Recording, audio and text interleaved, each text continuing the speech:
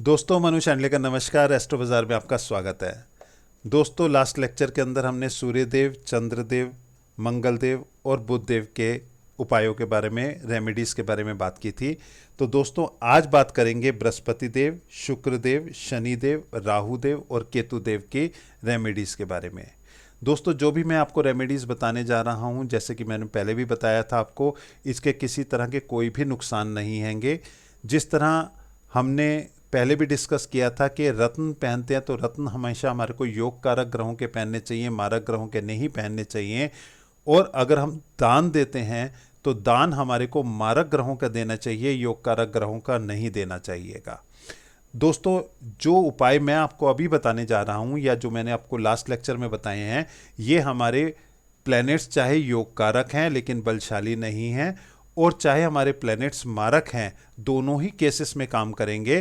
तो इसके अंदर आप चाहे तो अपने लिए इसको यूज़ कर रहे हैं या किसी को आप बताना चाह रहे हैंगे तो आप उसको बिंदास बता सकते हैंगे, कोई ऐसी दिक्कत वाली बात नहीं है। ये उसके अच्छे के लिए ही काम करेगा, उसके लिए कोई भी किसी तरह का नुकसान नहीं होगा। दोस्तों, यहाँ पर मैं एक बार फिर रिपीट करना चाहूँगा, ये जितने भी उपाय मैं आपको बताने जा रहा हूँ, ये मेरे आज तक का जितना भी एक्सपीरियंस हैगा उसका निचोड़ हैगा। और मैंने बहुत सारे उपाय बहुत जगह पर यूज़ किए हैंगे, लेकिन जो उपाय मैं आपको यहाँ पर बताने जा रहा हूँ ये बहुत ही कारगर है और इनसे बहुत ही अच्छे रिजल्ट्स आए हैंगे। हाँ, ये उपाय मैंने बहुत लोगों से सीखे हैंगे, मेरे गुरुओं ने मेरे को सिखाए हैं, मेरे साथ काम करने वाले लोगों ने सिखाए हैंगे, मेरे कोलीग्स ने सिखाए हैंगे, और मैंने सोशल मीडिया से भी सीखे हैंगे। तो जिस से भी मैंने ये उपाय सीखे हैंगे या जिस से जो कुछ भी सीखा है, मैं उन सबको दिल से प्रणाम करता हूँ, उन सबको अपना गुरु मानता हूँ और उनका शुक्रिया अदा करता हूँ कि उन्होंने किसी ना किसी तरीके से डायरेक्ट या इनडायरेक्ट रूप में मुझे ये सिखाया है, जिसको मैं सबके लिए यूज़ कर पा रहा हूँ। तो मैं उन सब के लिए दिल से शुक्रगुजार हूँ। तो दोस्तों, शुरू करते हैं सबसे पहले बृहस्पति देव का। बृहस्पति देव की मैं आपको दो उपाय बताने जा रहा हूँ, दोनों बहुत ही कारगर हैंगे, दोनों उपायों के बहुत ही अच्छे रिजल्ट्स हैंगे। दोस्तों, सबसे पहले हमारे को पहला उपाय क्या करना है, हमारे को बुधवार के दिन आधी कटोरी चने की दाल भिगोनी है, और बृहस्पतिवार के दिन यानी कि थर्सडे के दिन मॉर्निंग में हमारे को 2 या 4 रोटी बनानी है ताजे आटे की। ताजे आटे की रोटी हमने बनाकर उस पर घी या हमारे को तेल नहीं लगाना है, सूखी रोटी बनानी हैगी। और उस सूखी रोटी पर हमारे को जो चने की दाल हमने एक दिन पहले यानी कि बुधवार को भिगोई थी उसका पानी निकाल देना है, और पानी निकालने के बाद वो चने की दाल हमारे को रोटी के ऊपर रखनी हैगी, और उसके ऊपर थोड़ा सा गुड़ रखना हैगा हर रोटी के ऊपर। यानी कि हर रोटी पर, अगर हमने 4 रोटी बनाई है तो 4 रोटी पर हमने थोड़ी थोड़ी चने की दाल रख दी, 2 बनाई है तो 2 पर रख दी, और उस पर थोड़ा सा गुड़ हमने चारों रोटी पर रख दिया, या 2 रोटी बनाई है तो दोनों रोटी पर रख दिया, और उनको फिर फोल्ड कर लिया। और फोल्ड करने के बाद हमारे को ये रोटी गौ माता को खिलानी है। दोस्तों, यहाँ पर गुड़ आपके जीवन में मिठास लेकर आएगा, चने की दाल बृहस्पति का कारक है तो आपके जीवन में धन लेकर आएगी, रोटी में अन्नपूर्णा का वास है तो आपके जीवन में बरकत लेकर आएगी, और गौ माता में सभी देवी देवताओं का वास होता है। तो दोस्तों, ये अगर हम उपाय करते हैं तो हमारे लिए अति उत्तम होता हैगा। ये हम थर्सडे को कर सकते हैं। आपको अगर करके अच्छा लगे तो आप एक से ज़्यादा दिन भी कर सकते हैं, आप हफ्ते में 2 बार भी कर सकते हैं, 4 बार भी कर सकते हैं, जितनी बार आप चाहें उतनी बार कर सकते हैं, उतना ही आपके लिए अच्छा रहेगा। लेकिन कोई भी नियम ना बनाएं, इसको खुले दिल से करें। आपको जब अच्छा लगे, 15 दिन में एक बार करना चाहें, महीने में एक बार करना चाहें या डेली करना चाहें, आप इसको कर सकते हैं। ये आपके लिए अति उत्तम होगा।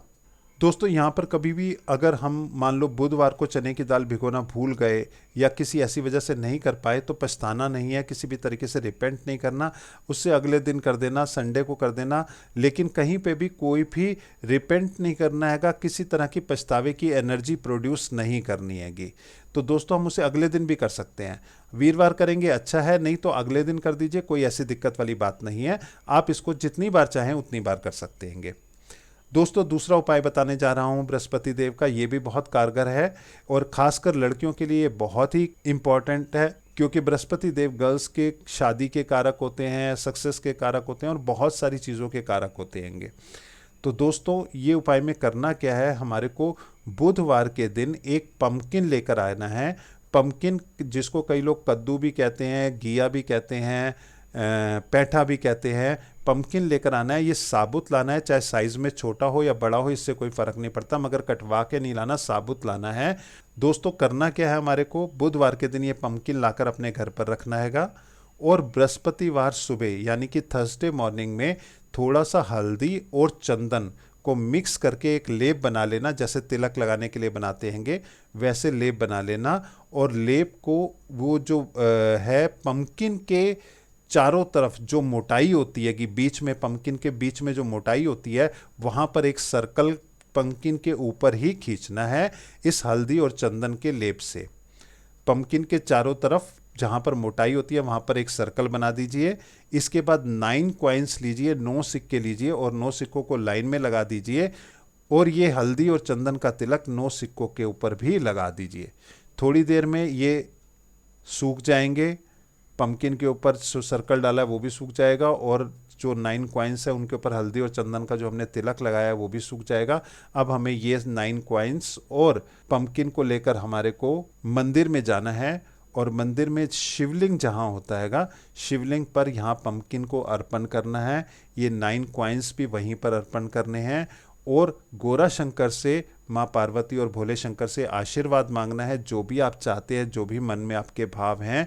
और उसके साथ ही बृहस्पति देव से हमें आशीर्वाद मांगना है कि हे बृहस्पति देव, चाहे आप शादी के लिए चाहते हैं या किसी भी चीज़ के लिए चाहते हैं, हमें उनसे दिल से आशीर्वाद मांगना है। और ये उपाय हमारे को एक ही बार करना है, इसको रिपीट करने की ज़रूरत नहीं है, एक ही बार आपके लिए काफ़ी है ये उपाय। दोस्तों अब शुक्रदेव के बारे में बात करते हैं। शुक्रदेव जैसे हम जानते हैं कि लग्जरी, खुशी, उल्लास, पैसा, ये सब शुक्रदेव के अंडर ही आता हैगा। तो दोस्तों ये जो 2 उपाय बताने जा रहा हूँ ये बहुत ही इम्पॉर्टेंट है। दोस्तों अगर आपके घर में रिलेशनशिप की दिक्कत है, हस्बैंड वाइफ के रिलेशनशिप की दिक्कत है, या घर वालों से नहीं बनती है, या आपके सगे संबंधियों से नहीं बनती है, तो आप ये उपाय को कर सकते हैं। सबसे पहले तो पताशा, जो आप स्क्रीन पर देख रहे हैं, सफ़ेद रंग के चीनी के पतासे होते हैं, ये आप अपने घर में लेकर आएँ, और एक जार में 250 ग्राम या इससे ज़्यादा जितना रखना चाहें आप अपने घर में हमेशा रखें। ये आपके लिए अति उत्तम हैगा। दूसरी बात, इन पताशों को आपको यूज़ कैसे करना हैगा। आपके घर में मान लो अगर 4 जने हैं और 4 जनों की चाय बन रही है और उसमें 4 चम्मच चीनी डलती है, तो 4 चम्मच चीनी की जगह आप 3 चम्मच चीनी डालिए और 1 पताशा डाल दीजिए। जब भी आप पताशे वाली चाय बनाएंगे या कोई मीठा बन रहा है, मीठे में 1-2 चम्मच चीनी की जगह 2-4 पताशे डाल दीजिए। तो जब भी आप पताशे वाली चाय बनाएंगे या मीठा कुछ भी बनाएंगे, तो जो भी उसको ग्रहण करेगा उससे आपके संबंध अच्छे होने शुरू हो जाएंगे। अगर आप इसे डेली रूटीन में नहीं कर सकते तो शुक्रवार के दिन खास कर करिए। शुक्रवार के दिन आप चाय बन रही है, सबकी चाय बन रही है, तो उसमें पताशा डाल दीजिए, या मीठा बन रहा है तो उसमें पताशा डाल दीजिए। और अगर आप रेगुलर कर सकते हैं तो रेगुलर भी कर लीजिए, और आपके लिए बहुत ही अच्छा आएगा। दोस्तों आपके घर में अगर गेस्ट आते हैं तो गेस्ट के लिए कुछ भी चाय बन रही है या स्क्वैश बन रहा है, शरबत बन रहा है, कुछ भी बन रहा है, आप उसमें मीठा डालते हैं तो मीठे में चीनी के साथ 1 पताशा, 2 पताशे डाल दीजिए। आपके अपने सगे संबंधियों से भी रिलेशनशिप अच्छे होने शुरू हो जाएंगे। दोस्तों अगर आप चाहें तो शुक्रवार के दिन थोड़े से पताशे ले लीजिए, जितना आपकी पॉकेट अलाउ करती है या जितना आप लेना चाहते हैं पताशे ले लीजिए, और उसे मंदिर में भोग लगाकर आप बच्चों में बांट दीजिए। आप पताशे बच्चों में बांट देंगे तो बच्चे भी खुश होंगे, क्योंकि बच्चे मीठा खाने से खुश होते हैं, और आपके लिए भी अति उत्तम होगा। लेकिन अगर आपको कहीं लगता है कि शुक्रवार के दिन बच्चे नहीं मिल पाएंगे या कहाँ पर ढूंढें, तो आप मंदिर में भोग लगाकर पंडित जी को भी दे सकते हैं कि कोई भी मंदिर में दर्शन के लिए आएगा तो उसको प्रसाद के रूप में वो पताशे बांट देंगे। तो आप ये उपाय चाहें तो ये भी कर सकते हैंगे। दोस्तों पताशे का एक इम्पॉर्टेंस होती है कि थोड़ा सा यहाँ मैं आपको बताना चाहूँगा कि जैसे आज से अगर हम 200-300 साल पहले की बात करते, जब हमारे पूर्वज हुआ करते थे, तब मिठाइयों का कोई चलन नहीं होता था। हर खुशी के मौके पर खील पतासे ही बटा करते थे, जो आज भी हम दिवाली में रिवाज के रूप में मनाते हैंगे। अब जब हम ये पताशे यूज़ करते हैं तो इससे हमारे को हमारे पूर्वज और हमारे कुल देवता, कुल देवी माँ का आशीर्वाद भी मिलता है।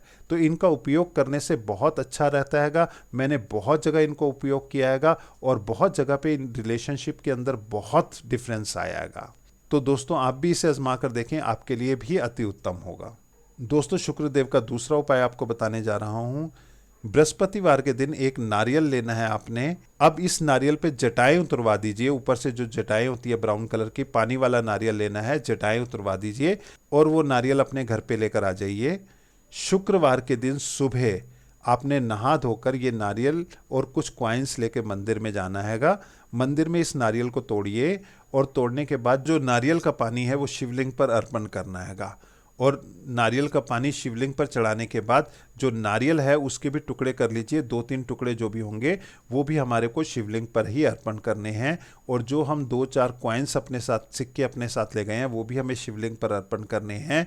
और हमारे को गोरा शंकर से, माँ पार्वती और भोले शंकर से आशीर्वाद मांगना है, जो भी आप चाहते हैं शादी के लिए या किसी भी चीज़ के लिए। और यहीं पर हमारे को शुक्रदेव से भी आशीर्वाद मांगना हैगा।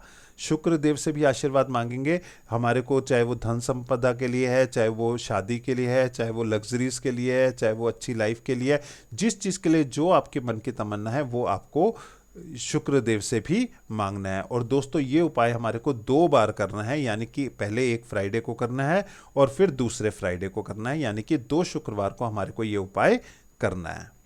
दोस्तों अब शनिदेव के बारे में बात करते हैं। शनिदेव के यहाँ मैं आपको 2 उपाय बताने जा रहा हूँ जो अति उत्तम हैं। दोस्तों सबसे पहला उपाय हमें करना क्या हैगा, कई बार होता है हमारे ऑरा के अंदर बहुत नेगेटिविटी आ रही होती हैगी। ये नेगेटिविटी किसी भी रूप में कई जगह से आ सकती हैगी। तो हमारे काम नहीं बनते हैं, हमारे कामों में रुकावटें आती हैं, हमारे को दिक्कतें होती हैं, घबराहट होती है, हेल्थ अच्छी नहीं रहती हैगी, लेजीनेस रहता हैगा और इस तरीके से हमारा मन भारी रहता हैगा और इस तरीके से कई सिम्टम्स हमारे को देखने को मिलते हैं।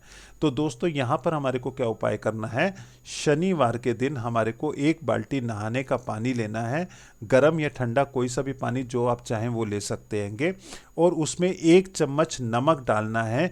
नमक जो हम घर में खाते हैं, आपको कोई स्पेशल नमक लाने की ज़रूरत नहीं है, जो भी हम घर में खाते हैं उसमें 1 चम्मच नमक आप नहाने की बाल्टी में पानी में डाल दीजिए। उसके बाद उसको मग से अच्छी तरह मिक्स कर लीजिए और मिक्स करने के बाद ये नमक वाले पानी से हमारे को खड़े होकर गर्दन से नीचे नहाना है। नमक वाला पानी चेहरे और सर पर नहीं डालना है।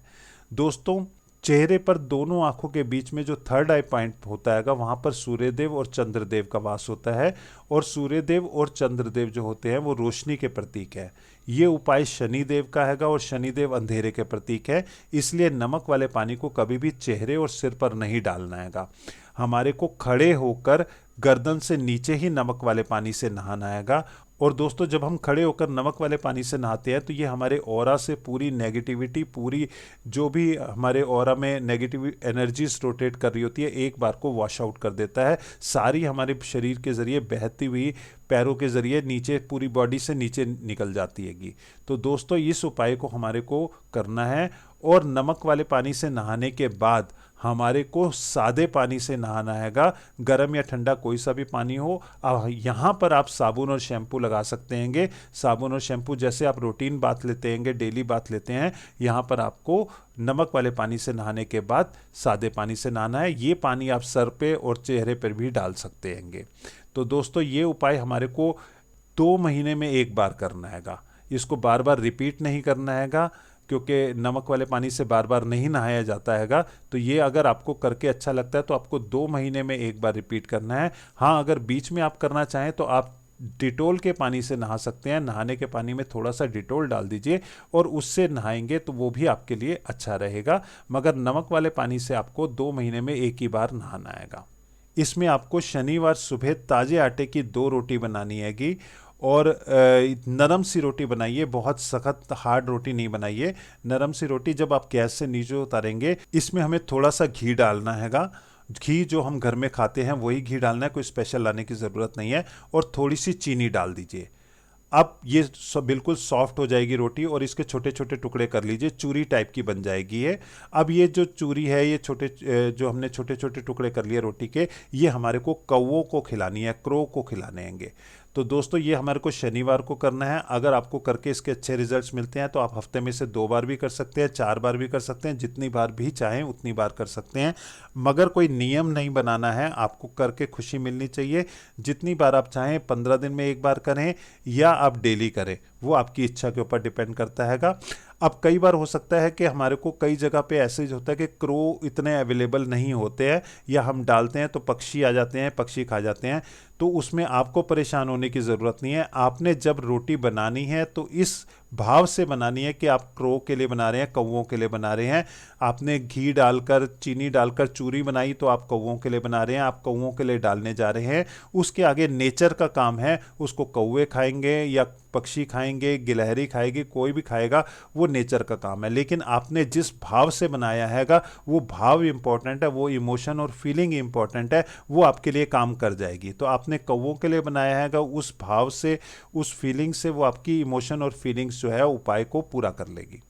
तो दोस्तों, ये हमारे सूर्य देव से लेकर शनि देव तक के उपाय थे। सूर्य देव, मंगल देव, बुध देव, बृहस्पति देव, शुक्र देव और शनि देव, इन सब के मैंने आपको लगभग दो दो उपाय दिए हैं। और ये दोनों उपाय जो दिए मैंने आपको, ये सारे के सारे उपाय बहुत ही कारगर सिद्ध हैंगे और इनके बहुत अच्छे रिजल्ट्स मैंने निकाले हैंगे। बहुत लोगों को रिकमेंड किया और बहुत लोगों के बहुत सारे काम इन उपायों को करके बने हैं। तो दोस्तों, अब बात करते हैं राहु देव, हमारे शेडो प्लैनेट यानी छाया ग्रह राहु देव के बारे में।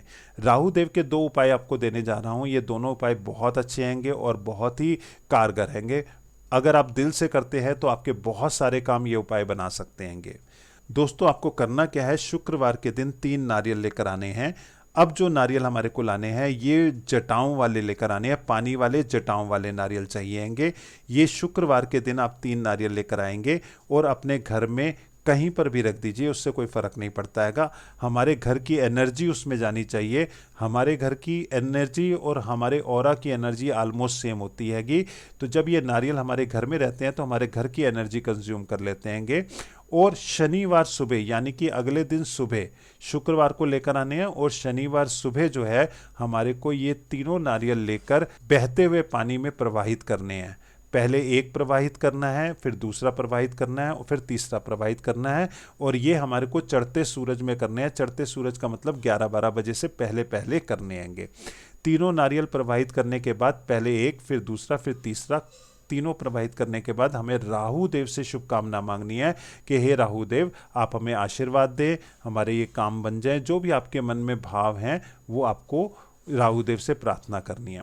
दोस्तों, नारियल जो है वो राहु का ही प्रतीक होता हैगा। जब हम इसे बहाते हैं तो हमारी सारी समस्याएं, सारे हर्डल्स एक बार को बह के निकल जाते हैंगे और इस एक्टिविटी से राहु देव अति प्रसन्न होते हैं। और जब उस समय राहु देव प्रसन्न होते हैं तो हम उनसे जो है शुभकामनाएं जो भी चाहते हैं वो उनसे मांग लेते हैं। दोस्तों, अगर ज़्यादा आपको दिक्कतें आ रही हैं तो ये इस उपाय को हम 3 बार रिपीट करना हैगा।